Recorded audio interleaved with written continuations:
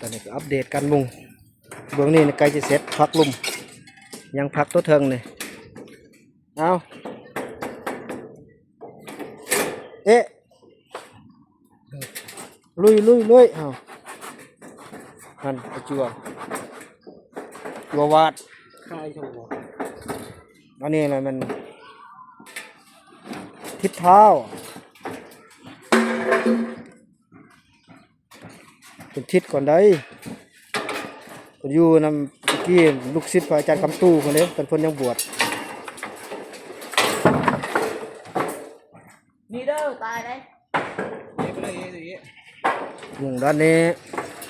บอนจุฬาเด้อเนี่ยบอนจุฬาเมืองท่าแต่งแข็งเสกองยังฝากนี่ยังทันได้มุ่งเด้อพอได้วางๆก็มาสวยเด้อนี่นี่แหละมันสัญญาณพอได้บ่มีสัญญาณติดต่อมารถนี่เพื่อสัญญาณนี่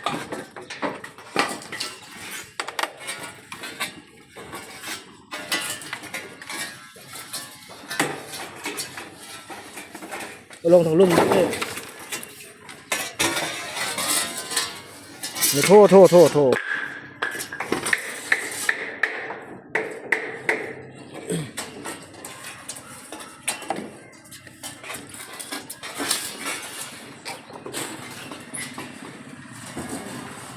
ตัวนี้สำเร็จเสร็จสิ้น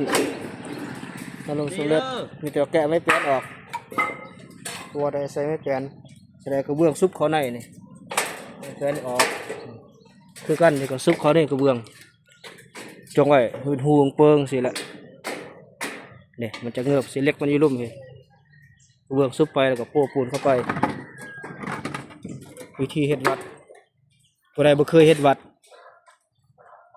เบิ่งวิธีก็ได้ต้องใส่แผ่นสังกะสีแผ่นเรียบ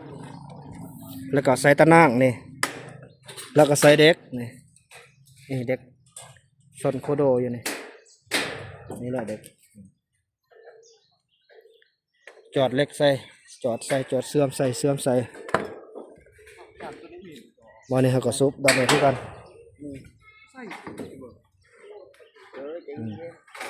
มันจะเป็นหูจังสิตัวใส่แผ่นตัวเทิงนี่เทิงมันเรียบร้อยมาออกไปกินในสุตัดหมดนะก่อนอัปเดตนี่เด้อมึงหอดซ้ำนี่แล้วนี่อย่างแต่ขานี่มานี่ตอนนั้นก็สุดหันแล้วทำไมอย่างแต่แถวตัวนี้ขึ้นมานี่มาพี่ก่อนนะเพียบมาเนี่ยข้ามไปจังมาพี่ก่อนพูดเอาลงไปพูดเลยแฟนมาย้อนตรงนี้ไปเรา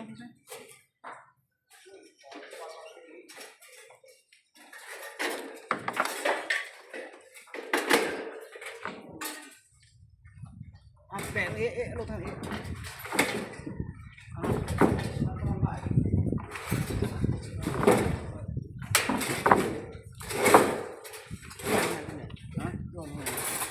มีที่ทางเดียวแหละ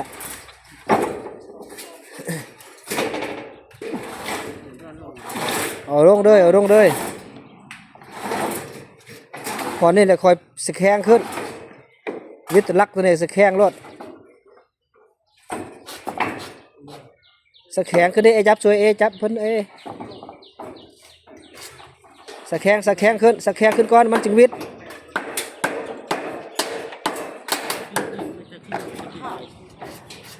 มันบริคายังดอกดึงทางพุ่นดึงขึ้นดึงมาทั้งเจ้าพี่ดึงขึ้นสั่นแหละสแคงนั่นแหละเอาลงพุ่นทางล่างพุ่นเลยโหลงไปลุ่มพุ่นเลยสัดลงลุ่มพุ่นเลยนั่นแหละสัดลง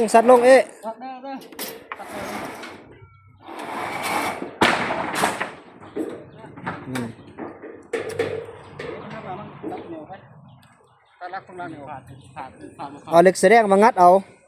พอออก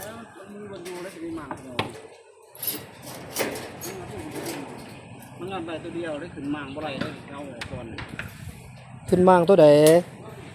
ถึงงานโรเบิร์ตมันสิขึ้นมั่งที่มั่งบ่ไรได้ขึ้นมั่งนี่ตัว ก็หอยตัวเอาบอลตีนเจ้าเหยียบพันเดสันบ่แม่นหอยตัวเอาติตัวนั้นเบิ่งดูหั่น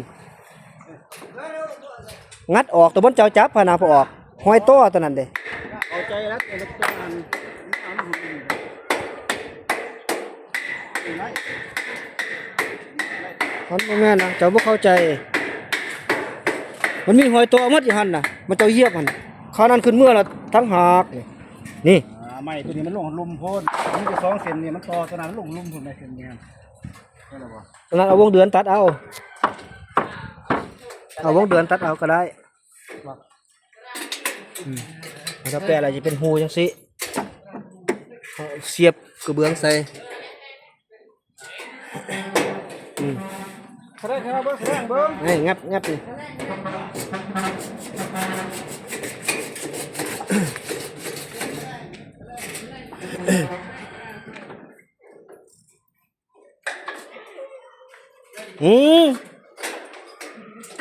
โอ้ย มึงงานอะไรแล้วมึงงานอะไรแล้วมึงให้รักหักตรงนั้น นี่นะบอกทุกพี่เราไปพุ่นเฮ้ย ว้าว แล้วปิดหลังแล้วบ่ได้ยินแล้วงัดให้ยังตัวนั้น ว้าว บ่ห้อง แปดนะถือแปดนะว้าวว้าว อ๋อห้องเลยห้อง ว้าว บ่ต้องห้อง ผ้าเรือนนี่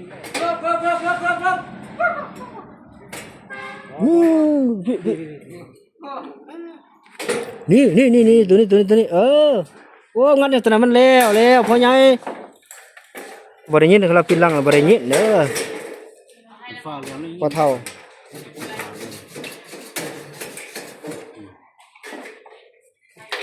งัดขานั่นมาไปพุ่นเลย แสดงมาผ้ามันนำเลยผ้าเด้อผ้าตัดเอาเนี่ยผ้าดีนะผ้าตัวปลากระสอบก็ได้ฮัน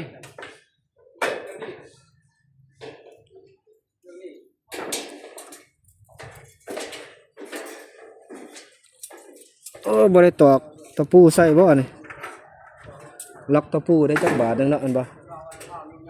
แต่มันเหยียบเงิงหากระใส่บางหันเด้หากระใส่แด้เลยพอออกเลย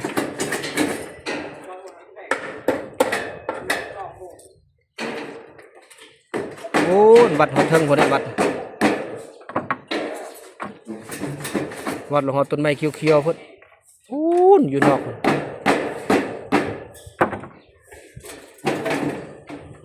นี่เด้อ ของมะขาม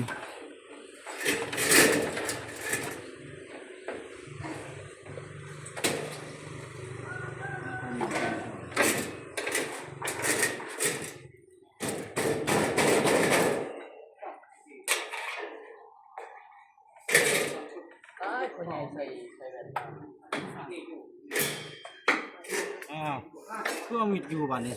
บังคับมันเอาอย่างเล็กแสดงกับเบิ้งกับผ้าไปเล็กแสดงนัดเนี่ย เขาบ่ได้ยินดอก เอานี่พ่อใหญ่ค่ะ มันทันที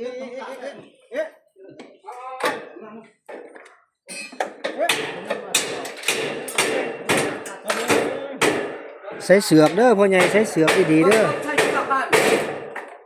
กระเป๋าหัน เสือกจักอยู่ใส่แล้วเสือกก็ได้โอ้เห็นยังเนาะเห็นยังค่อยๆเด้อ แสดงของแสดงมาสักปีนะ มาทางนี้สิวะ ตัวนี้แต่ว่าพอซ้ำนี้ตัวนี้สุดนี้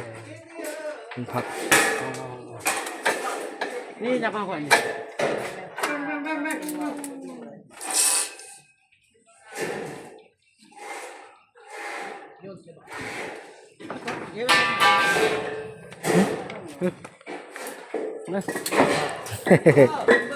เ สิไม่ได้พอเลยเสียพอฮับเลย อ่า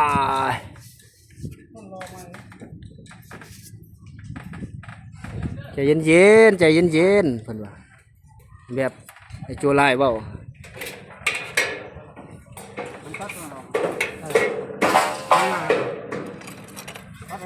ทำงาน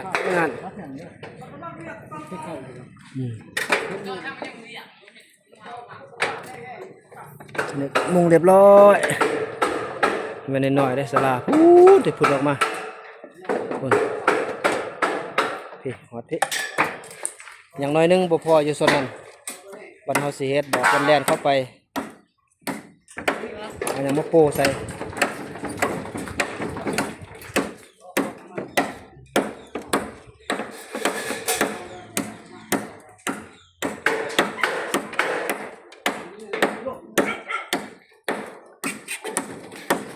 เอาฟัดบ่นี่เอาวงเลื่อนทันใดบ่วงเลื่อนจัดใส่พอใหญ่มันลื่นน้อยนึงประมาณอยู่เส้นนึงนี่แหละผิดพลาดตัวนี้ผิดพลาด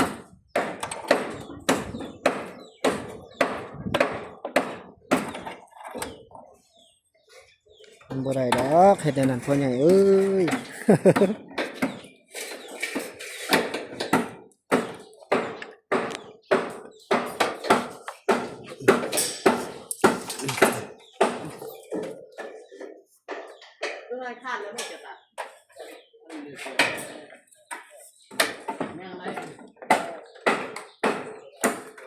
โอ้ยอีหยังน้อบ่นี่ของกัดใช้ยังได้นั่นนี่นี่โอ้ยบ่ได้ต้องเป็นอันนี้นี่ต้องสินี่แห้งนี่สั้นจังได้นี่เล็กบ่ได้มาโอเค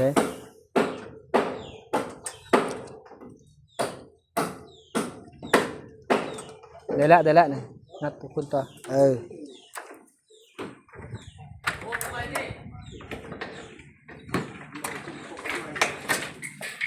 แปลงยาบะพีได้มันยาบะพี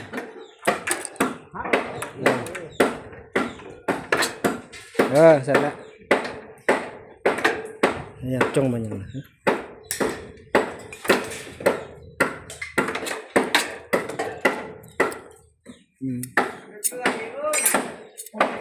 กำลังแปลงตัวเทิงเลยแสดงมุ่งจำเลยตัวลุมเลย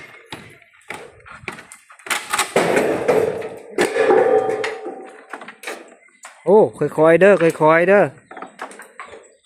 เอ๊ะ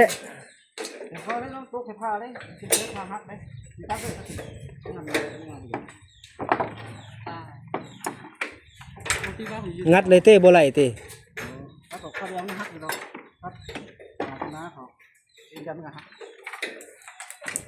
พวกคือบ่งัดมันเลยฮะตัวนั้นมันตัวต่อได้บอก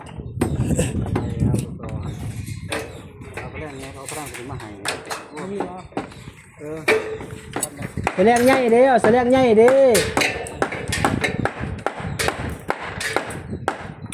เอาตัวใหญ่มาเด้อพ่อใหญ่ตัวใหญ่ๆหันตัวใหญ่ๆยาวๆเอาหันเด้อ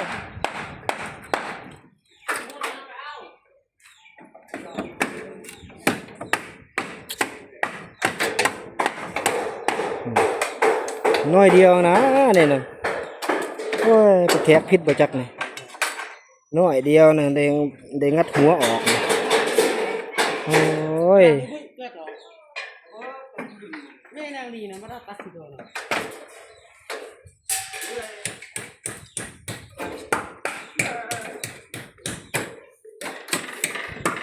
เลื่อยมันมีเลื่อยนะหันได้เลื่อยนะเขาเห็นหันเด้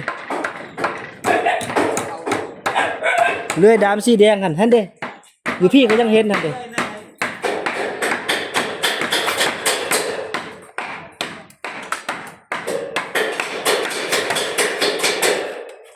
อ้าวลุยลุยลุยเฮาฮ่าฮ่า